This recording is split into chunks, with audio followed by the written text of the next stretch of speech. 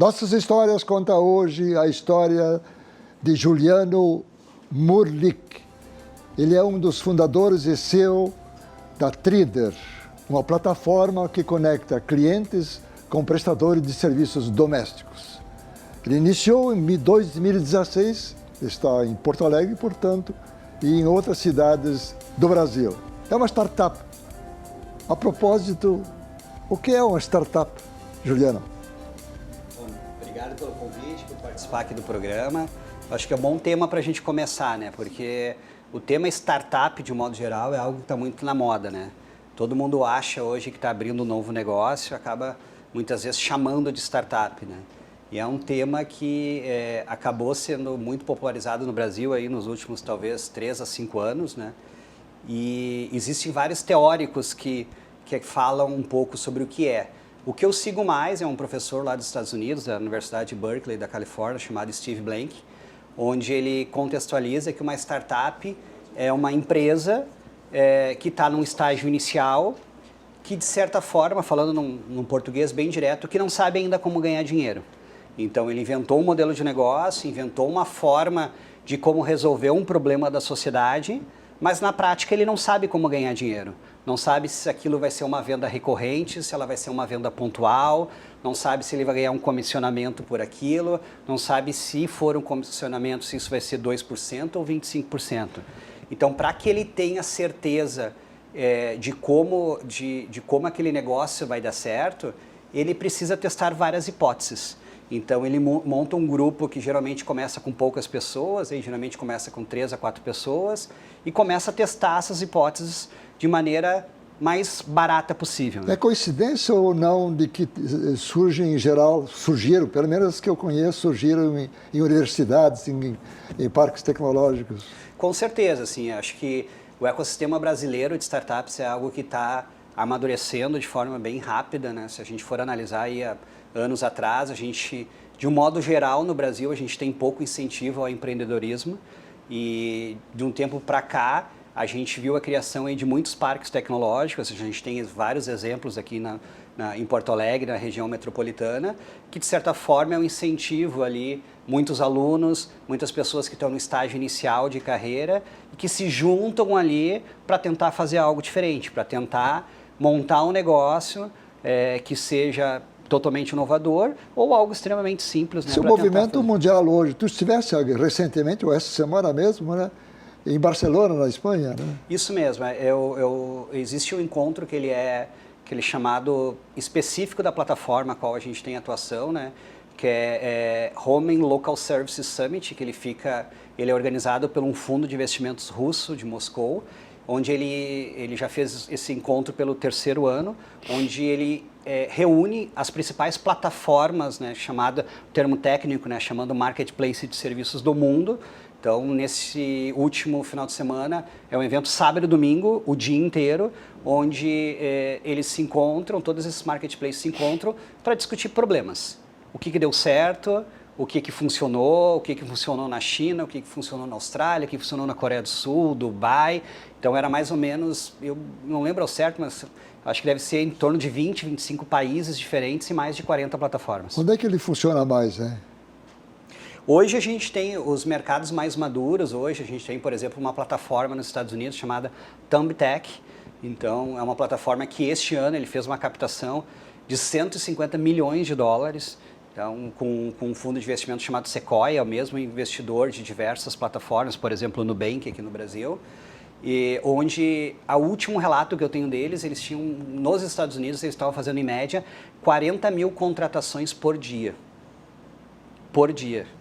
Então, a gente está muito feliz, né? Ontem nós batemos um dos nossos recordes aqui, que foi 100 contratações, na verdade 101 contratações na nossa plataforma, e eles estão fazendo 40 mil por dia. Vamos falar sobre isso daqui um pouco.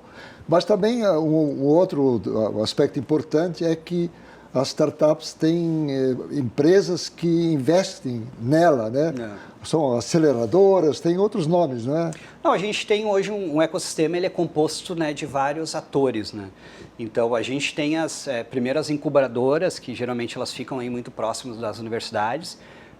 O grande objetivo deles é ajudar essas empresas que estão no estágio inicial, que não tem dificuldade de recursos, que vai desde espaço físico, mentorias e recursos tecnológicos para conseguir desenvolver aquele negócio, né, de maneira mais rápida. A gente tem aí as aceleradoras, que então aí já são empresas que, assim, num estágio um pouquinho mais avançado, que ajudam de fato a acelerar essas empresas, muitas vezes com algum benefício financeiro ou alguma troca de participação nessa empresa. E nós temos também os fundos de investimento. Daí é uma relação muito mais financeira, né?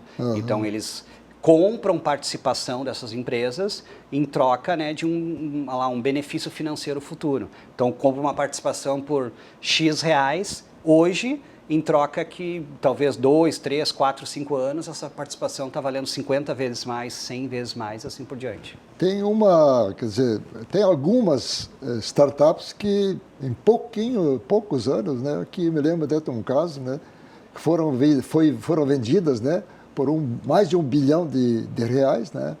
Tem até um nome para isso, né? Como é que funciona?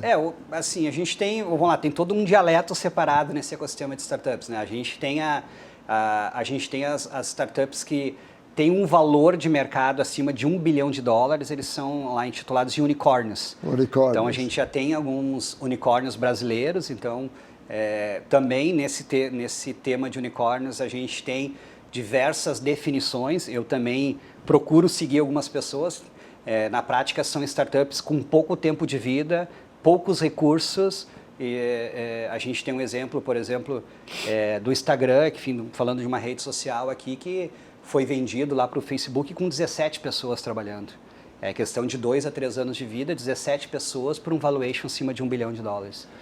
Muitas empresas, grandes empresas, acabam, não sei como é que funciona essa relação, em vez de terem um departamento de reinventar a roda, né, contratam uma startup para que ela atue naquela área específica em pesquisas, desenvolvimento de produtos e assim por diante. Tem diversas formas de como fazer isso, né? A gente chama dos Venture Corporate, que é justamente, à medida que essas empresas maiores elas acabam tendo uma dificuldade muito grande de inovar, uma dificuldade muito grande de fazer coisas diferentes, porque são muitos departamentos, são muitas pessoas diferentes para que tu tenha que conversar, negociar para fazer isso. E quando tu está numa startup, são 4, 5 pessoas em volta de uma mesa. Sim. Então, a tomada de decisão ela é muito mais rápida. E muitas vezes, essas grandes empresas elas têm dificuldade de dizer não. E aí, como tem que agradar todo mundo naquela grande empresa, e aí tu acaba fazendo um projeto que atende à necessidade de um pouquinho de cada pessoa. Então, aquele projeto que muitas vezes tu faria em 2, 3, 4 meses, tu acaba fazendo ele em 1 ano, em 1 ano e meio. Só que em 1 ano, 1 ano e meio, muitas vezes aquela necessidade já mudou, já é outra história. E quanto que essas empresas, essas startups, elas conseguem validar essas hipóteses de maneira muito rápida, em questão de semanas ou meses. E essas grandes empresas, elas acabam procurando essas startups primeiro, né, para ver se esse negócio ele tem algum tipo de sinergia, ele consegue ter alguma sinergia para ajudar na proposta de valor daquela empresa, e segundo, para aprender. Porque hoje tem uma mística, né, que todo mundo acha que startup é uma gurizada trabalhando de bermuda e com cerveja na copa. Eu acho que sim, tem um pouco disso. Eu acho que o ambiente físico ele faz parte do aprendizado, porém não é só isso. Não adianta tu simplesmente reformar uma empresa que é totalmente tradicional e falar agora, inovem. Não, startup tem método de trabalho. Tem método de como validar o produto, tem método de como receber feedback dos seus clientes, né? E tem método de como tu focar em coisas que realmente deem valor. Então esse é o grande diferencial de uma startup que está numa fase inicial. É uma questão de sobrevivência. E muitas vezes tu não ter dinheiro é um problema, mas muitas vezes ter dinheiro demais também é um problema, que faz tu focar, na verdade sim, faz tu gerar uma perda de foco, tu focar naquilo que realmente dá resultado. Agora, essas grandes empresas, às vezes, não sei como é que poderia se chamar, tem uma filosofia que dificulta, às vezes, até de seguir outros caminhos que ela poderia seguir, ou não? Com certeza. E a startup, como tu falaste há pouco, né? Ela é um grupo pequeno de pessoas que tem muito mais agilidade e está entrando numa visão diferente do que as pessoas, as direções dessas multinacionais e grandes empresas, pode ser nacionais, elas têm do seu trabalho. Né? Com certeza. Acho que tem vários aspectos, né, em relação ao que tu comentou. O primeiro é a questão de tomada de decisão. Então, essas empresas mais tradicionais, muitas vezes, tu tem uma equipe onde ela é responsável por aquele projeto, mas ela não consegue tomar decisão sozinha. Ela não consegue fazer aquele projeto. Todas as decisões que deveriam ser tomadas naquele grupo menor acabam tendo que voltar para suas áreas de origens para pegar o amém do gestor. Então, aquela tomada de decisão que deveria ser rápida não é, porque na prática tu tem que agradar todo mundo. E quando tu tem um grupo menor, as pessoas que decidem estão na volta de uma mesa. Então, tu não precisa esperar 2 semanas para tomar uma decisão sobre um projeto, sobre uma campanha, sobre uma segmentação de clientes. Tu toma a decisão naquele momento. Tu não precisa esperar mandar o e-mail para o teu gestor, que aquele e-mail fica parado lá por um tempo, e aí ele chega 2 semanas depois, olha, ok, pode fazer. Então, por que não fez isso 2 semanas antes? Bom, nós vamos fazer um intervalo, terminamos o primeiro bloco, e na volta nós vamos contar a tua história pessoal e a história da Tridder. O intervalo e já voltamos.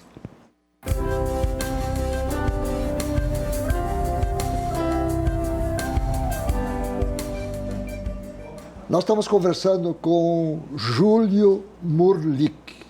Ele é um dos fundadores e CEO, ou diretor executivo do Tridder, ou da Tridder, que é uma plataforma de conexão entre prestador de serviço e clientes. Vamos começar mostrando um pouco as fotos. Nós estamos entrando no segundo bloco da história do Júlio. O que é isso? Bom, aqui são fotos bem iniciais, né, da nossa trajetória. Essa, por exemplo, aqui é uma foto do lançamento da plataforma. Essa data aí foi 2 de abril de 2016. Uhum. Então, completou aí 3 anos e meio aproximadamente, né? Então, foi o dia do lançamento. Aqui é a porta da nossa primeira sede. Então, era uma sala aí de aproximadamente uns 20 metros quadrados dentro da Universidade Luterana do Brasil, da UBRA, lá em Canoas, onde nós começamos incubados lá dentro, né? Como eu tinha comentado no bloco anterior. Aqui já é a constituição do segundo grupo, né, quando a gente contratou as primeiras pessoas dentro da sala. Então, foi um momento bem importante para nós, onde a gente saiu daqueles 4 fundadores, né, sonhadores, e conseguiu ter o primeiro time. Né? 4 fundadores. 4 fundadores, primeiro time. Aqui também foi um ponto bem importante para nós, onde nós participamos de um programa, do Sebrae, onde era o pitch no carro. Então, o pitch no carro é onde tu apresentava a tua empresa em 2 minutos para um grande investidor do ecossistema de startups aqui de Porto Alegre. E tu tinha 2 minutos, dava uma volta na quadra, onde tinha que apresentar a tua empresa, e nós fomos vencedores desse programa. Aqui onde nós fizemos a primeira campanha institucional, onde nós levamos aqui a nosso laranja, a nossa marca do Tridder, para toda a cidade de Porto Alegre, aí outdoor na rua, traseira de ônibus. A gente fez uma campanha de apresentação da nossa plataforma para toda a cidade de Porto Alegre, onde a gente teve um reconhecimento muito legal. E o segundo aqui, aí para mostrar um pouco da ampliação do time, também aqui uma outra foto, onde eu sempre falo, né, que o Tridder são essas pessoas que estão lá no dia a dia, e tudo que a gente conseguiu até hoje, né, foi porque essas pessoas aí estão nos ajudando e estão dando suor aí dia a dia para que a gente consiga entregar uma proposta de valor para todo mundo. Aí. Outra foto. A gente começou lá com 4, 5 pessoas, a gente já está com 32 pessoas. Aqui também um momento bem importante para nós, os 4 fundadores, aí o Thiago, eu, a Aline e o Paulo, onde o ano passado nós fomos premiados aí como uma empresa de destaque na Federação em termos de tecnologia e inovação aqui no estado inteiro. Federação é a Assembleia Legislativa, né? Isso, exatamente. Né? Então, para nós, foi um prêmio totalmente inesperado. Aqui também uma outra conquista muito importante para nós. A gente conseguiu ser aprovado para participar de um programa da 500 Startups lá dos Estados Unidos. Então, é um processo seletivo extremamente rigoroso e nós éramos, né, a única startup brasileira participando desse programa. Olha aí, E aqui uma foto final aí, da atual composição do time, né?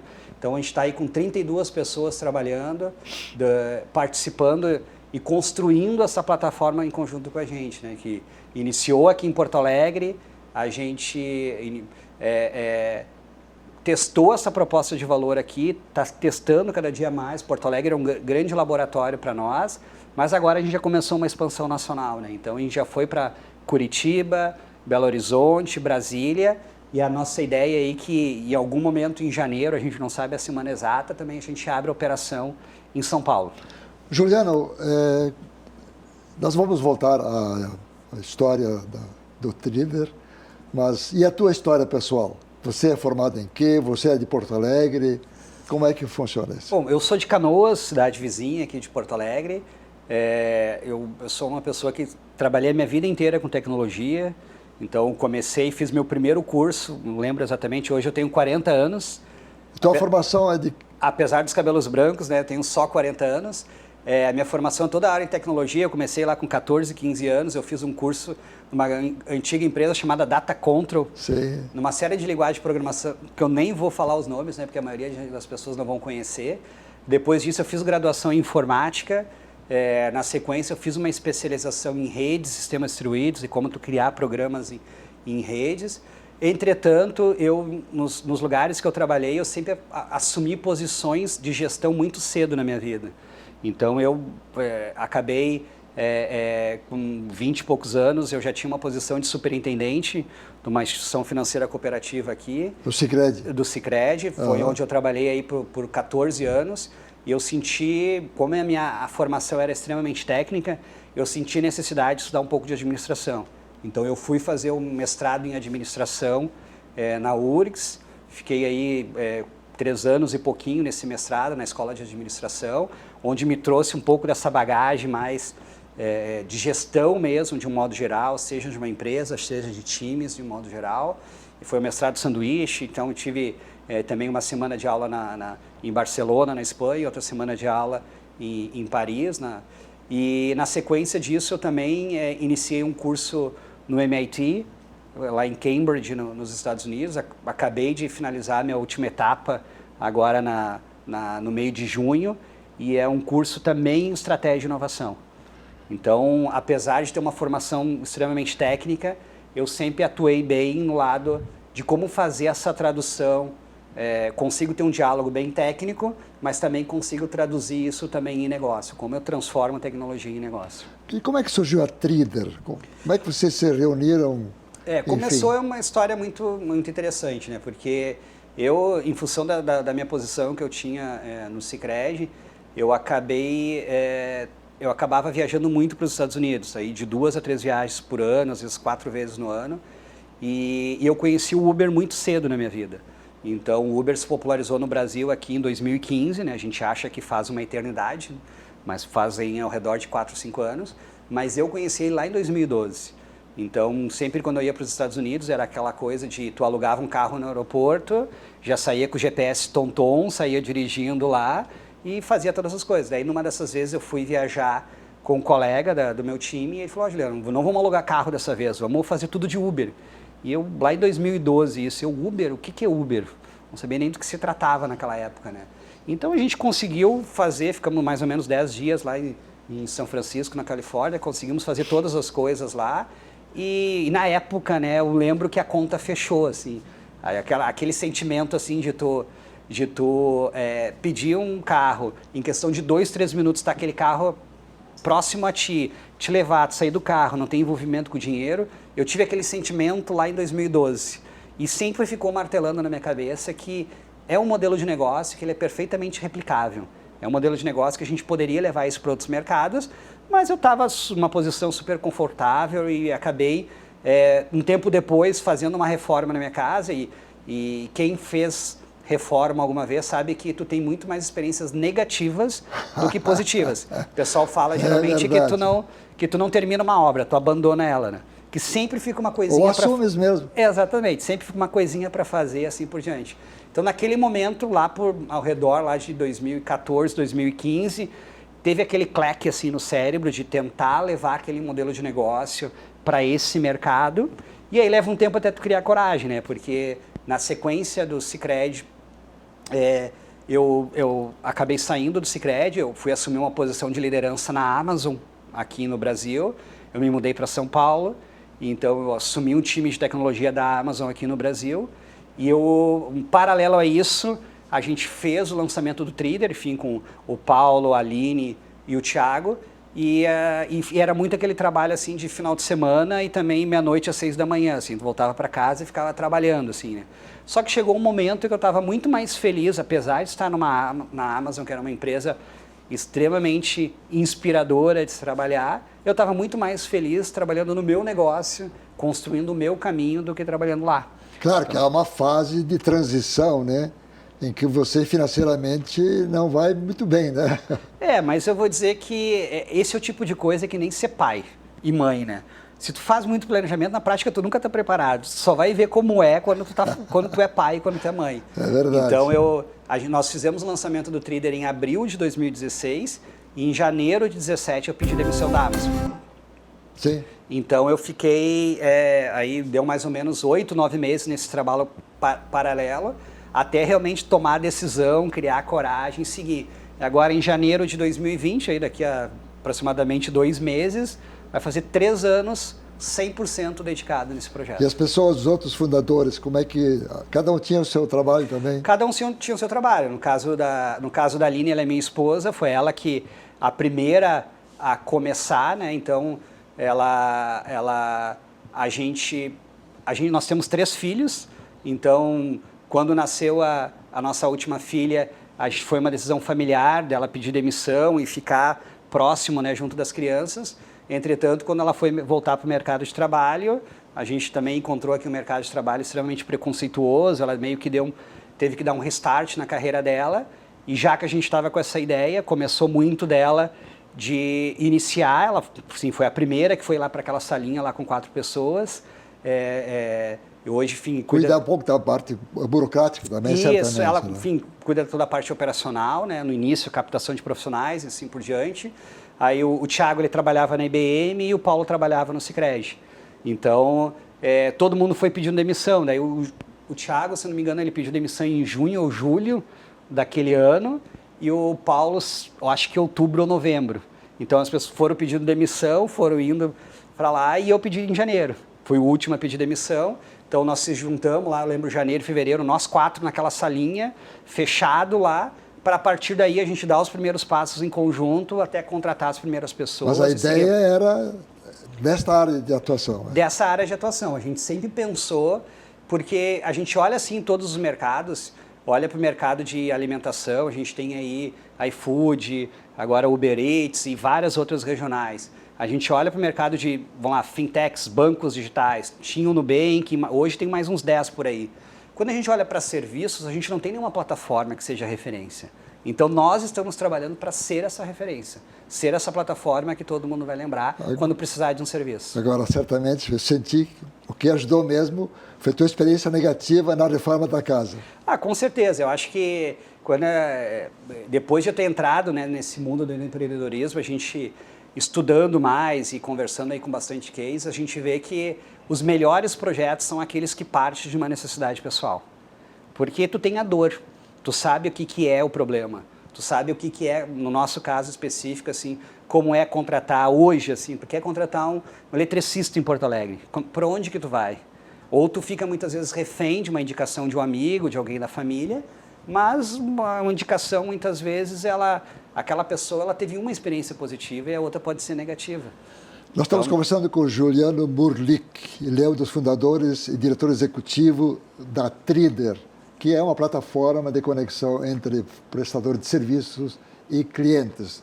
Nós vamos fazer um intervalo e na volta nós vamos falar, o Juliano vai falar como é que cresceu e se desenvolveu a Trider. No intervalo e já voltamos.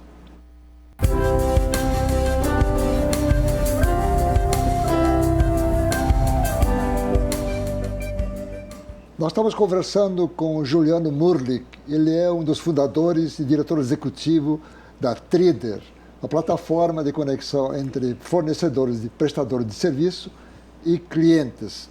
Nós já conversamos como foi o início da Tridr e como é que funciona a Tridr. Vamos falar nisso hoje, né? E como é que começou, quem sabe, fazemos um pouco da história dela. Claro, com certeza, assim. Bom, falando um pouco da plataforma, né? Hoje a gente vive num mundo onde as pessoas estão cada vez mais ocupadas, né? Por mais que as pessoas queiram, na verdade, saibam fazer alguma coisa na sua casa, quando elas chegam em casa, elas querem brincar com seus filhos, ficar em casa, assistir uma série, né? E a gente viu que todos os mercados, de uma forma geral, existem plataformas digitais que atendem no quesito agilidade, preço e muitas vezes facilidade no momento da contratação. Quando a gente viu no mundo de serviços, isso não existia. Até hoje não existe e é muito do que a gente está tentando fazer. Então, como é que funciona a plataforma, né? À medida que hoje tu quer contratar um eletricista, um hidráulico, seja um pintor, alguém para tudo que tu precisa de uma forma geral. A gente tem instalador de papel de parede, gente para botar rede de proteção, assim por diante. Tu precisa de um profissional, onde é que tu vai procurar? Ou tu vai recorrer muitas vezes a grupos de WhatsApp, indicação, isso, amigos. Só que qual é a garantia que tu vai ter que aquele profissional ele vai terminar, ele vai chegar no horário, ele não vai roubar nada da tua casa?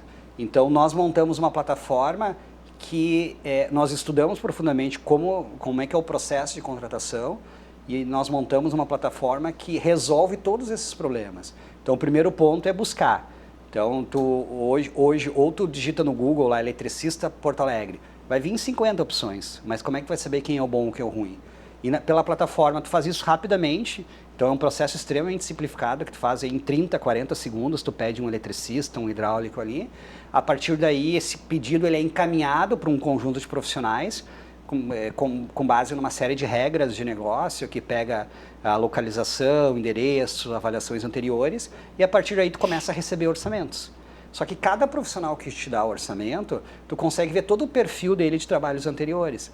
Então, esses profissionais, para entrarem na plataforma, eles têm todo um processo de cadastramento, onde a gente faz checagem de antecedentes criminais da Polícia Federal, da Polícia Civil de todos os estados, checa se essa pessoa tem mandato de prisão, checa se ela tem casos em andamentos aí no TRF 1, 2, 3, 4, 5 relacionados à violência contra a mulher e contra a criança. Isso na entrada, e à medida que ele começa a fazer trabalhos dentro da plataforma, ele começa a receber as avaliações direto dos clientes. Então, e o formato de avaliação é como meio de transporte, Uber, né, Cabify 99, né? 1 a 5 estrelas. Então, se o profissional fez um bom serviço, tu gostou dele, tu dá 5 estrelas, assim por diante. Então, hoje a gente fica... a gente tem um controle de qualidade com relação a essas avaliações. Então, aquele profissional que acaba tendo uma nota muito baixa, a gente exclui ele da plataforma, porque a gente está indicando aquela pessoa. Então, isso faz com que a gente tenha sempre os melhores profissionais daquela região. Isso, a gente tem, por exemplo, aqui em Porto Alegre, profissionais já com 300, 400 avaliações 5 estrelas. Isso não é dito pela gente, é dito por outros clientes de Porto Alegre que já usaram, ficaram satisfeitos e deram 5 estrelas. Então, a probabilidade de ter problema com eles é muito menor do que tu pegar uma pessoa aleatória. A avaliação é feita pelo cliente que usou. Cliente. Isso mesmo. Não passa por vocês. Não passa pela gente. Então, se o senhor for lá contratou um eletricista, no final do atendimento vai vir lá na plataforma, a pessoa dá de 1 a 5 estrelas para eles. Então, quem define essa nota é o cliente. Ele que faz essa definição. Essa plataforma está em site ou em aplicativos? Hoje ou ela nos dois, né? Então hoje a gente tem um índice, a última vez que eu olhei esse número era mais ou menos 70% hoje das contratações, elas são feitas através do aplicativo, mas a gente tem um percentual bem significativo que é site, né? Daí o site também o site responsivo através do celular, né? E o outro ponto importante da plataforma tu consegue negociar por dentro do aplicativo do site. Então tem um chat para tu conversar diretamente com o profissional. Então tu negocia o valor que ele te oferece ali dentro, tu formaliza a contratação ali dentro, tu paga por dentro da plataforma. Então hoje a gente tem feedbacks excelentes de pessoas que estão adorando pagar eletricista, hidráulico, instalador de papel de parede, tudo no cartão de crédito.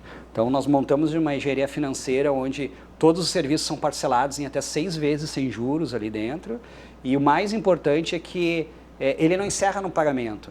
Então, à medida que tem algum tipo de problema com aquele serviço que foi executado X tempo depois, então dependendo do serviço aí 30 dias, 60, 90 dias, tu consegue acionar a garantia por dentro da plataforma. Então, se foi feita uma instalação na sua casa, vindo uma torneira, essa torneira deu algum problema, ficou pingando 2 semanas depois, tu vai acionar por dentro da plataforma. Então, essa é a grande diferença. Direto com o profissional. Então, e nós temos todo um contrato digital com eles, né, que eles têm essa obrigação de retornar na sua casa. Então, como nós temos esse controle tanto do lado do cliente, assim, na maioria das vezes eles retornam. E quando eles não retornam, a gente manda um outro profissional sem custo para lá resolver. Então, essa é a grande diferença. A vocês nós suprem o problema. Exatamente. Então, essa é a grande diferença de tu contratar uma indicação. Por exemplo, um amigo seu lhe indicou um eletricista. Deu problema. Tu não vai reclamar com o teu amigo, né? Teu amigo te fez uma gentileza de indicar aquela pessoa. Então, às vezes, tu fica até constrangido de reclamar. Pela plataforma, tu vai reclamar. E a gente, ou aquele mesmo profissional vai lá retornar, ou a gente manda um novo sem custo. E qual é a avaliação que vocês têm, por exemplo, desse problema? Digamos, surgiu um problema e o profissional não atendeu. Hoje ela é ao redor de 2% ou 3%. Então, inclusive, eu estava numa outra apresentação hoje, se não me engano, a nossa média geral está 4,74%. Quase 4,8% em termos de avaliação dos profissionais, né? Então, tem problema, a gente tem esse mercado dos profissionais em geral, é um mercado que existe alguns vícios com relação ao atraso, com relação à qualidade, mas a plataforma está justamente para isso, para minimizar esse tipo de problema e na medida que aconteça alguma coisa, vocês têm todo o apoio da plataforma para resolver isso.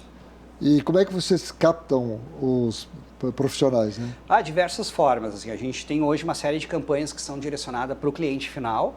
Então, automaticamente aparece alguns profissionais. Então, a gente recebe aí cadastros diários de profissionais. Diários, tem profissional que entra pelas nossas redes sociais, que entram por diversas formas.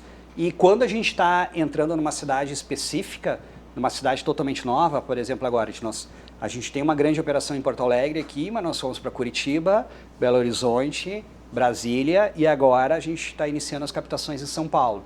Então nós temos campanhas específicas, nós temos todo um time de comunicação e marketing interno, especialistas no assunto, que fazem essas campanhas direcionadas para a captação de profissionais. Agora, vocês têm que ter uma sala dessas cidades novas que vocês têm? Não tem necessidade. Todo esse trabalho ele é remoto, então a gente consegue fazer essa captação de profissionais toda ela através da nossa sede aqui de Porto Alegre. E à medida que a gente tem 50, 60 profissionais disponíveis, prontos naquela região, a gente pega o avião, vai para aquela cidade, aluga uma sala de um cowork, monta um escritório virtual, trabalha uma semana daquela cidade, faz todo o treinamento com eles, passa todas as orientações com relação ao uso da plataforma, nosso código de conduta, e a partir daí volta para cá e todo o contato fica remoto com eles. Quer dizer, não fica nenhuma pessoa lá? Não. Digamos que nesse primeiro momento não. A parte administrativa, vamos chamar assim. Não fica. Toda a nossa sede fica aqui em Porto Alegre, essas 32 pessoas ficam aqui em Porto Alegre. E lembra que eu comentei lá no primeiro bloco com relação à startup? Nós estamos testando essa hipótese.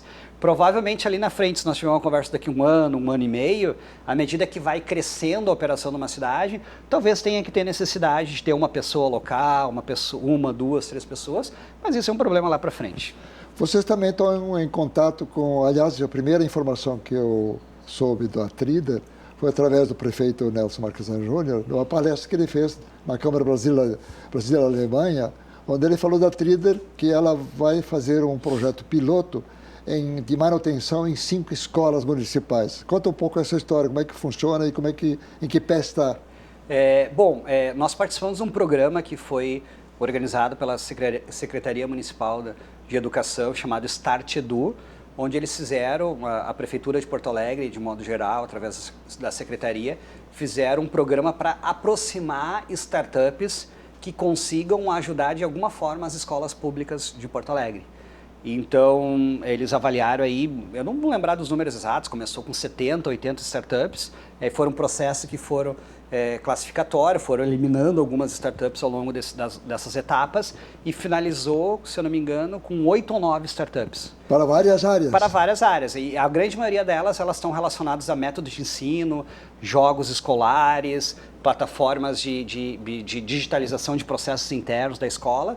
E nós éramos a única startup voltada à gestão da escola.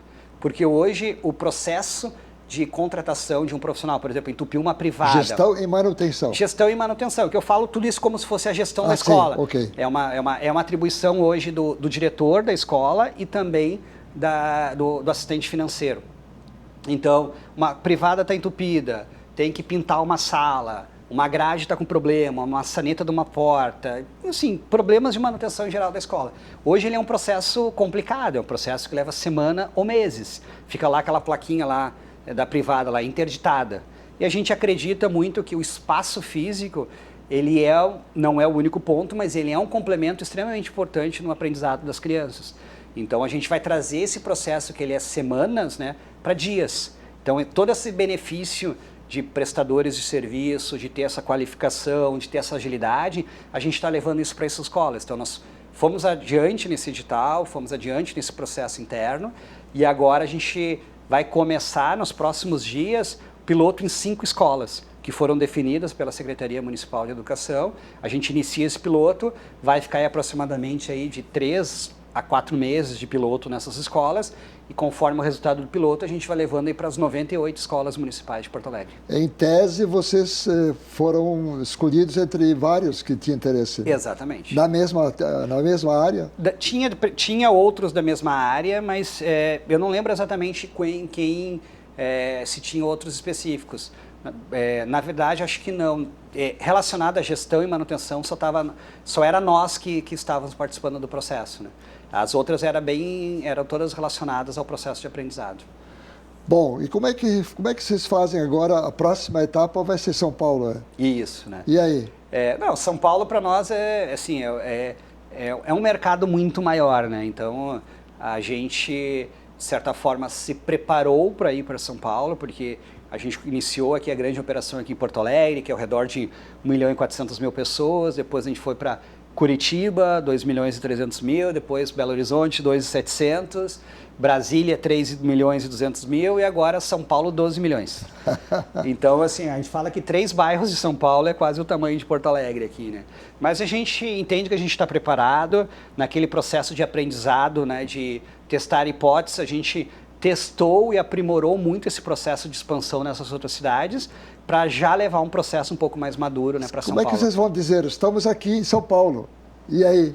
Diversas formas, assim, a gente está falando de produto digital, né? Então no nosso caso a gente usa muito tanto os mecanismos de busca na internet, quanto as redes sociais de modo geral para fazer essa apresentação inicial nesse mundo digital, né, para a população lá de São Paulo, né, paulistana. Esta é a história de Juliano Murlik.